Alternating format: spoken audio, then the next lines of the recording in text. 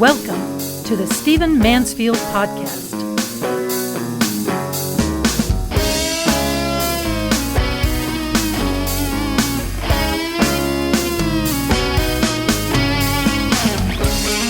Well, welcome to the Stephen Mansfield Podcast. I'm delighted that you're with me. Let's talk about one of the most important things happening in American politics right now. And even for those of you who are listening from around the world, I think the principle that I'm going to talk about, the principle of honor, will be applicable to you, even, of course, if you don't live in the U.S. So as we all know, Ruth Bader Ginsburg passed away this past week. I admired her. I didn't agree with her on everything. I think I agreed with every single ruling and opinion that she gave on women, certainly with her on the issue of women and equality in the workplace and equal pay for equal work and all of that. Not with her, of course, on abortion issues, not with her on some other issues, but still, I admired her. In fact, she taught me one of the most important principles of marriage I ever learned. And it was, she said that her future mother-in-law, right before she was married, had said to her, "Be a little deaf. Don't hear everything. Don't react to everything. Just be a little deaf. Let things go by." And when I heard her say that on a podcast, I got to tell you, I began to try to live that out, and it's made quite a difference. So beyond that, though, beyond her personal character, this has led to a pretty major, not crisis, but dramatic collision in American politics. Because obviously now, Donald Trump is required in a position to, however you want to say it, to appoint a nominee to replace Ruth Bader Ginsburg. He says he's going to do so, and that his replacement, his nominee, will be a woman. Great. The problem, of course, is that she's likely to be a conservative woman, and therefore the left, Democrats, aren't happy about this. Well, before I give you my opinion, before I tell you what should happen, I believe, what could happen that would be noble and honorable, let me give you a little bit of the history and then bring you back to the present. The fact is that in 2016, Justice Scalia, a Reagan appointee, died. All of you remember early 16, he died at a Texas ranch. And so very quickly thereafter, President Obama nominated Merrick Garland, who was, by the way, a moderate who was appreciated by both sides. But 2016, as you well remember, was an election year, and the Republicans who held the Senate and a pretty good number in the House said formally, they actually issued a letter saying they would not act on Obama's nomination of Merrick Garland. They wouldn't even act on it. They would wait until the election of 2016. As you recall, Donald Trump won that election, but they would wait for the election to occur before they would act. They were hoping for a change. They didn't trust Obama's nominee. They didn't trust Obama. They certainly didn't trust Hillary Clinton, who was, of course, the Democratic nominee. So they were trying to get past the election in the hopes that a conservative initially and Trump ultimately would appoint somebody else. Well, that, in fact, is exactly what happened. So bear in mind now, Republicans sat on a presidential Supreme Court nominee for nearly 8 months. In fact, actually a little bit longer than that when you think in terms of the inauguration, and did refuse to act on it. And then within 2 months of Trump taking office, of course, he nominated Neil Gorsuch. All the time that was going on, the Republicans were citing, believe it or not, the Biden rule. Biden was vice president at the time, but years before, of course, he had been in Congress. And he was, in 1992, said, if there's a nominee that actually he was describing exactly the situation that we are in now. He said, when we are in an election season, when we're running up to an election, a presidential election, there should not be an appointment to the Supreme Court made by the sitting president. The president should wait until the outcome of that election, of that presidential election, and then the new president should nominate a new justice for the Supreme Court. So in 2016, the Republicans were citing Joe Biden, of course, who at that time was vice president of the United States under President Obama, and saying, well, look what he said. That's what we're going to do. Let me pause here and say that all of this, frankly, was ill-advised. The reality is that Joe Biden should never have said such a thing. It was foolish at the time. It's foolish now. It's a foolish principle. Why? Because a president is president until January 20th of the year in which he leaves office. He is full-time president. He has full powers. And literally in 2016, Republicans were saying that a sitting Democratic president basically should have given up, should have forfeited his power to make Supreme Court nominations as of February. That's when Scalia died. February of 2016. So on the issue of the Supreme Court, Obama was expected to be lame duck, in essence, from February of 2016 until January 20th of 2017. What sense does that make? It didn't make sense at that time when Republicans were claiming it. It doesn't make sense now. But that's the situation that we're in. So now Ruth Bader Ginsburg has died. Now Donald Trump is going to nominate a replacement, obviously, as I've said, a woman. And, of course, Democrats are saying, hey, you sat on Obama's nomination of Merrick Garland for 8 months or more, citing the Biden principle, the Biden rule, and now we'll expect you to do the same. Well, like I say, it was ridiculous when Biden said it. It was ridiculous when the Republicans insisted upon it in 2016. And it's ridiculous now. As I sit here right now, there's like 45 days until the presidential election. And then he presides, or he's president, for the better part of 3 months after that. You mean he has to go lame duck for more than 4 months? In the same way that President Obama was supposed to go lame duck for almost a year? And, of course, the whole thing is silly. Government should work. President should move forward.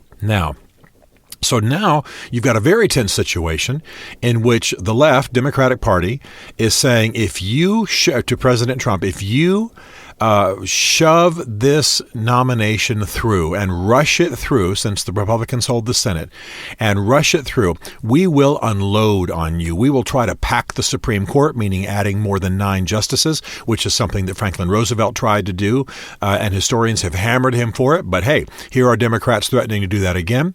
We will bring in more states. We will attempt to have every U.S. territory out there, from Puerto Rico to Guam, for heaven's sakes, made into states, and thus increase the number of Democratic states and the number of Democratic seats in our House of Representatives and in our Senate. We will just absolutely go after you. So you have a very tense moment, all based on this silliness that Biden first spoke, that Republicans lived out, and now Democrats are living out, that somehow a president becomes lame duck because we're in an election year. Let me tell you one of the reasons this is stupid. Presidential elections start almost 18 months before the election.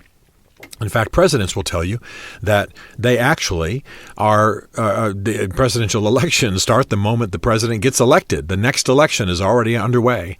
But as an active matter, 18 months out is a pretty good rule of thumb. I mean, you start having primaries sometimes almost the previous year before the election. All this to say, this is quite a mess. And what I would love to see, I do not believe it's going to happen. I am not stupid. I live in the real world, and I live most of my life in Washington, D.C., the rest in Nashville to get sane again. And I'm telling you, I do not actually expect this should happen. But let me explain why I'm about to propose 2 possible approaches. The matter of honor in American politics, something we do not talk about very much, is what has caused our government often to work when it does. I know it's failed miserably. I know that there was a civil war. I know we have government shutdowns. I know we've had people caned on the floor of the House of Representatives in American history. I'm aware it often doesn't work. The founding fathers built the system to be with checks and balances. There's conflict built in, and there's going to be ridiculous stuff happening.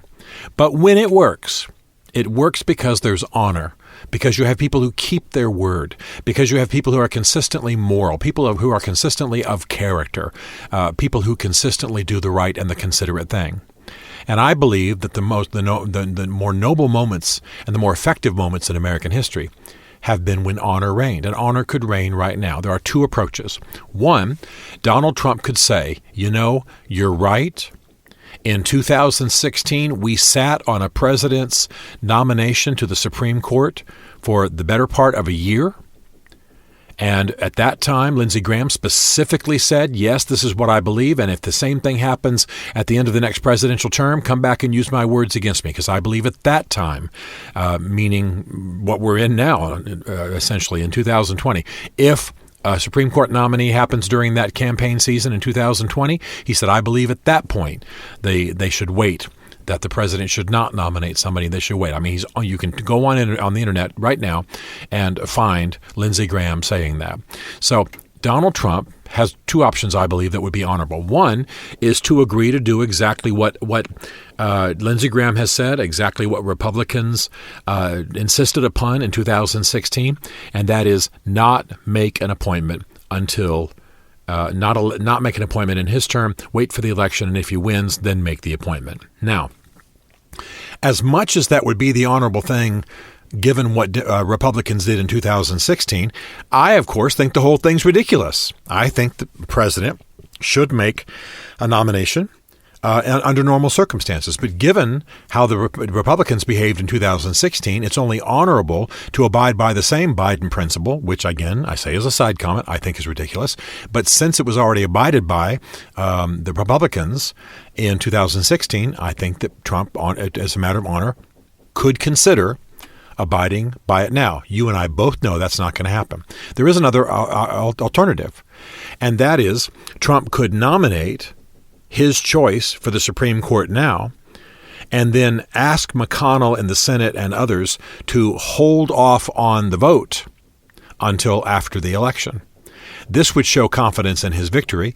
This would mobilize people to the polls, and this would be a matter of honor and say, hey, I want to be fair here. I'm going to go ahead and nominate somebody. I'm going to go ahead and nominate Amy Coney Barrett or Lagoa or whoever else he's looking at. He's looking at a number of very, very gifted, powerful, experienced women, and I'm delighted by that. But of course, people are concerned he's going to ram a hard right-winger through before he leaves office, which they assume to be November 3rd. Well, basically voted out on November 3rd, they assume, and then, of course, the new inauguration on January 20 of the next year. So there are two options. One, he could not appoint anyone and leave it until after the election, or he could appoint somebody and then say, I'm going to ask McConnell to hold off so that there's not a vote until after the election or after the new Congress sits. All of that would be appropriate. And the reason he might want to consider it, please don't misunderstand, I don't think he will, but the reason he might want to consider it is that it is a matter of honor. It would, at a tense time in American history and American politics, restore some sense of honor, and perhaps elevate politics in Washington, D.C., and elevate the deliberations of Congress, and perhaps we'd end up with somebody better. Quite frankly, most of us would have been perfectly happy with Merrick Garland. He was a moderate. And by the way, Trump has not gotten, from his two nominees to the court, the two men he's placed on the Supreme Court, he has not gotten the votes that he wanted. So sometimes these things have a boomerang effect. They bounce back on us and they hurt us. And so what I'm trying to say is if Trump cares more about the country than just an immediate political victory that, by the way, is going to radicalize a lot of people. You want to have people lose respect for the Supreme Court. Ram this nomination through. Bring it to a vote. Put somebody, a conservative, on the Supreme Court. And I got to tell you, a lot of the country is going to lose respect for the Supreme Court. Even though, of course, Trump has done nothing but appoint people of exactly the kind he said he was going to appoint when he was voted into office. You want to see street riots? You want to see animosity? You want to see the left flip out and try to do all kinds of damaging things I believe, by the way, to be damaging to our country? Go for it. But honor would raise this issue. Honor would elevate this matter. If he would just make a move that conceded to the other side that what's fair is fair, what's right is right, and what took place in 2016, as ill-advised as Stephen Mansfield thinks it is, by the way, or was, that he's going to do something to make a nod towards fairness and fair play. This would change this. Now, I've got a lot of friends who are conservatives in the Senate. I doubt they're going to think that way. I'm pretty sure Donald Trump wants nothing but an immediate political victory and to, of course, put 3 people on the Supreme Court in his first and perhaps only term. I understand how politics is played. I understand it's total war and blood sport. I completely understand all of that. But I'm not beyond, as a man who loves his country and as a Christian and as a man who is concerned about the tone of our politics today, saying there's a root of honor here. And Republicans might urge Donald Trump to consider taking this path. Either way, it's going to be interesting to watch. Rest in peace, and thank you for your legacy, most of it, Ruth Bader Ginsburg, and may God bless America. Stephen Mansfield is a New York Times best-selling author, a popular speaker, and a frequent faith and culture commentator on Fox and CNN.